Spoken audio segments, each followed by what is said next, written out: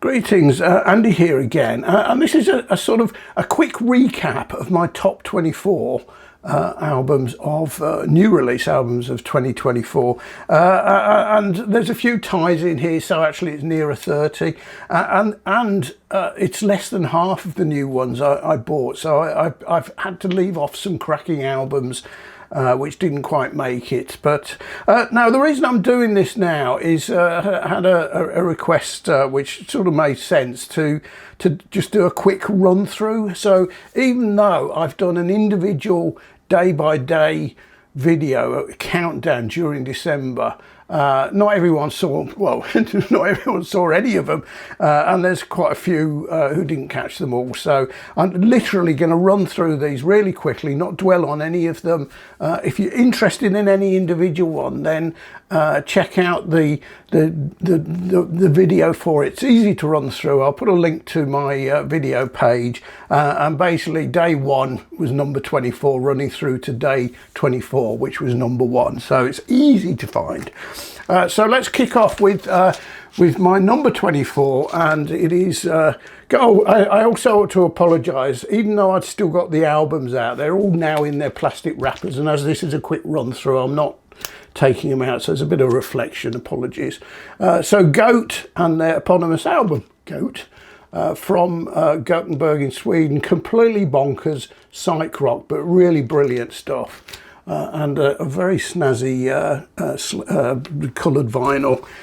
Number 23 from Omaha, Nebraska, it is Bright Eyes, and this is their umpteenth album called, what's it called?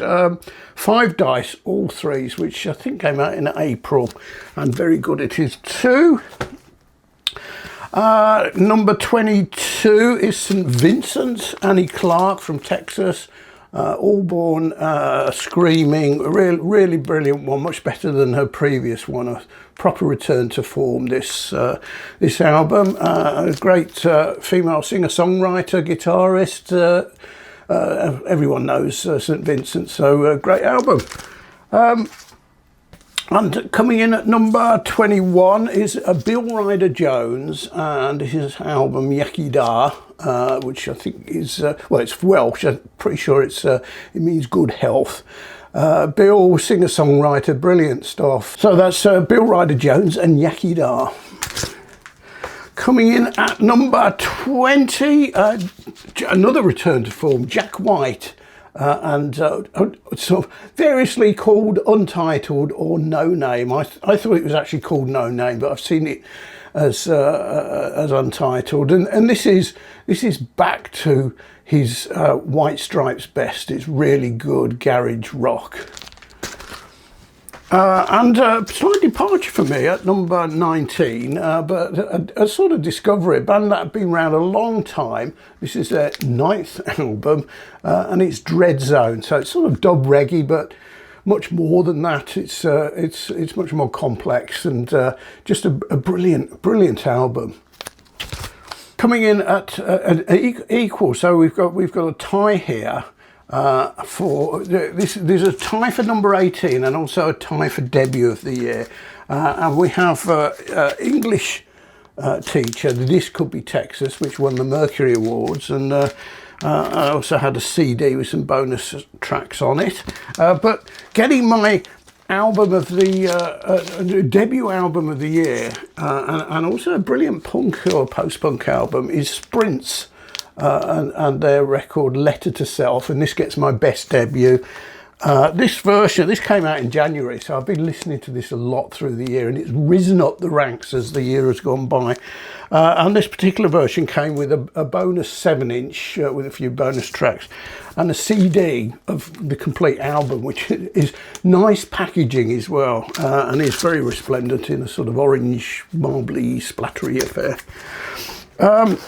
Another tie at number 17, and it's my tie for, as well as 17, but best jazz album. And I've got 2 here. There's Ezra Collective and Dance No One's Watching, which is brilliant stuff, and it is very danceable. It's very lots of Afrobeat in there. It's it's great upbeat jazz. Slightly more sort of subdued, but still excellent, and gets it's slightly my preference for listening. Gets my jazz album of the year is Nubia Garcia and her album Odyssey. Brilliant sax player, and some great tracks on this. It's a lovely listen. And coming in at, where are we? Number 16, a discovery for this year. Somebody that's relatively well known, but for some reason has passed me by. Another brilliant female singer-songwriter, for which it has been an excellent year. And this is Cassandra Jenkins and her album My Light, My Destroyer. And it's another one which I had as with a CD. So these sort of ones with extras were the Rough Trade. I got a subscription with Rough Trade. Basically, I get their album of the month and free shipping on everything else I buy from them. And they usually come with an extra. It's been there's only a couple which have been a bit sort of iffy this year, I think, but they've not been bad albums, but they've not been to my taste. The rest of them are brilliant, and most of them have appeared in my top 24. So there you go. That's Cassandra Jenkins. Number 15, and another tie, and this is my tie for post-rock, one of my favourite genres, and I've got a few others which didn't quite make the list, but there were two this year which I thought were superb. This is Mono from Japan, of which I've got a t-shirt because I went to see them in October, and the album is Oath. They are utterly superb, but really coming in sort of out of the blue, a slight surprise, and an absolutely brilliant album, and probably their most accessible album to date, and that is Godspeed You Black Emperor from Montreal in Canada. And their album, I'm going to read this from the screen because it's not mentioned on here and it's a mouthful. No title as of 13th February 2024, 28,340 dead.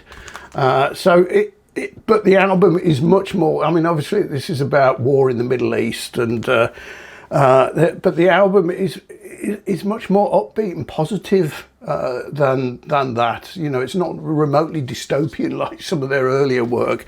Absolutely brilliant album, and gets my post-rock of the year. Number 14, quite came out quite late in the year, and this is Michael Kiwanuka and his album Small Changes, and this also gets my best male singer-songwriter album of the year. Absolutely, brilliant singer-songwriter, but it's much more sort of soulful, a bit funky in places. So excellent. Another discovery. This is part of my Fuzz Club discovery, but this probably is my favourite out of all of them, and it also gets my punk stroke post-punk album. It's sort of like psych punk. It's really heavy stuff, and it is The Gluts from Milan in Italy, and their album Bang, absolutely brilliant. So we now are down to number 12, and at number 12 is Fat White Family, and their album Forgiveness is Yours. Quite an eccentric band in a lot of ways, really interesting. Not for everyone, but it's probably the most challenging out of all of these. But to listen to the lyrics and the style. I really like it. And number, creating a bit of space. Number 11, and my prog album of the year. Now, I got a few prog albums which didn't quite make the list, and at the end I'll mention a few. So this is Big Train and their album The Likes of Us, which came out quite early in March. And whilst obviously I'd heard Big Train before, I'd never really listened to their stuff and never bought anything, and I've actually bought a few more things since this because I think this is so brilliant, and it's a lovely album. It's slightly old-fashioned prog. It's very much got a sort of an English aesthetic, and you know, kids playing in fields and stuff like that. It's just a brilliant album.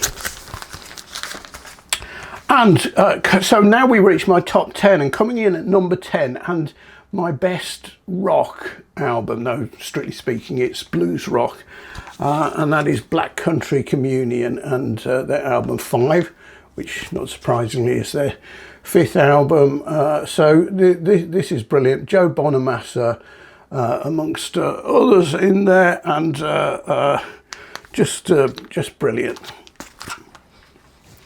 So down to number 9, another tie, and this is my tie for best female singer-songwriter. So as I mentioned, it's been a great year for female singer-songwriters, and I've got a lot, but these two were the pick to me. And you know, probably technically this is the best album. It's Beth Gibbons and Lives Outgrown, which came out in May, and it's absolutely brilliant. Also, it came out in May, and actually over that time, I've sort of come to prefer it slightly, and that is Adrienne Lenker, sorry, and Bright Future, who gets my best female singer-songwriter. She's got a lovely voice. This is really pared back, you know, so it's just her voice and either guitar or piano or both. It's really simple songs, sung absolutely superbly. At number 8, Mercury, a favourite band of mine from Buffalo, New York, and that is Mercury Rev, another album which slightly came out of nowhere, for me anyway, was Born Horses. Unusual, much more spoken word than they would normally do, but it works. It's not like sort of trendy spoken word. And at number 7, and you know, a high setting, and it's not by any means their best album, but I think they have shown to be incapable of producing a bad one, and that is Public Service Broadcasting. And The Last Flight, which of course is about Amelia Earhart. Not the only album this year about Amelia Earhart, but this is the one I bought, and absolutely brilliant. Coming in at number 6, one of my really favourite albums of the year is The Decemberists, and quite a wordy, as it ever was, so it will be again. Lots of different styles in here. It's quite bits of prog, bits of Americana, quite funky, sort of folky in places. It's a whole mix, and it's an album of stories, beautifully sung, and they're from Portland, Oregon, I believe. So we're down to my number 5 now, and a lot of these, you know, if you didn't see my previous roundup, there's no surprises here. A lot of people have been going for these in their top albums. And number 5 is David Gilmour and Luck and Strange. I called it a family fair, Dave and the Family Gilmour, you know, because it really is, with his wife Polly Sampson having done most of the lyrics, and their kids singing and playing with them, and really lovely album. You know, Gilmour still able to sing well. His voice has grown older, but just as good as ever on the guitar. Number 4, and this could have been higher, but at the end of the day, the ones I've got higher, I just slightly prefer, and that's Nick Cave and the Bad Seeds and Wild God, and this is a brilliant album. Another one which sort of has gradually worked its way up the list, as I've sort of just listened to it, and I just really enjoy it, and that is Fontaines DC and Romance. So Fontaines DC from Dublin, of course, though these days I think they're more based in London. Strange artwork, but a brilliant album. And at number 2, again, something which has appeared on lots of people's high up, and that is The Cure and Songs of a Lost World. Now, I was my wife Marion liked The Cure, so I've got a few albums from her, but I'd never really bought any, and I sort of bought this slightly on a whim, and it's my number 2, so that's how good it is and how much I enjoy it. And finally, at number 1, we have a tie, and you could argue that this could be the prog tie, but and it's a double header from The Smile, because they brought out 2 albums this year. Wall of Eyes in January, and then later in October, I think. Cutouts, another one, and I think they recorded they're slightly different, but you know, I sort of think of these almost as a double album. Just marginally by a smidge, I think I prefer Cutouts, though Wall of Eyes probably has the standout track across the 2 with Bending Hectic. So, but absolutely superb. Tom York, Johnny Greenwood and Tom Skinner, one of the best drummers around at the moment, and absolutely superb. So that's my rapid roundup of my top 24 plus a few, and there's let me just mention a few which didn't quite make it. Thus Love, All Pleasure, which would have been my best indie. Elbow, Audio Vertigo, Bad Bad Not Good, Jazz, Mid Spiral, Idols, Tank, some decent punk, The Last Dinner Party, Prelude to Ecstasy, so another brilliant debut. ORB or Orb, Tail and Bend, a Fuzz Club brilliant one. Moyne, a late one, so fairly unknown, You Never End. I've been listening to that a bit, and probably if I was doing my 24 now, because this is exactly as I set it at the beginning of December, I probably would have had this in the top 24 somewhere. I'm absolutely loving it. And then there was Steve Hackett and Circus and Nightwell Black, Grandaddy, Blue Waves, Geordie Greep, The New Sounds, Dive, Frog in Boiling Water, The Pineapple Thief, Kamasi Washington, Mannequin Pussy, Airbag, Hermanas Gutierrez, Shabaka, more jazz, Nice Biscuit, Bat for Lashes, Mabi Fratti, Crew and Bing, The Black Crows, Happiness Bastards, again higher on a lot of people's, but the Jesus and Mary Chain, Vampire Weekend, Eels, John Grant, MGMT, Cigarettes After Sex, Trentemolo, Waxahachie appears on a lot of people's higher up, The Third Sound, Jane Weaver, those about, and there's probably another 20 or so which you know, weren't nearly as good as these. So there you go. If you've watched all of these and you didn't catch my Advent Calendar daily countdown, and any of these ones are interesting, then just go and have a look at that individual one, because there's a sample and I talk a bit more about it, you know, than I am now. So thanks for watching. Cheers.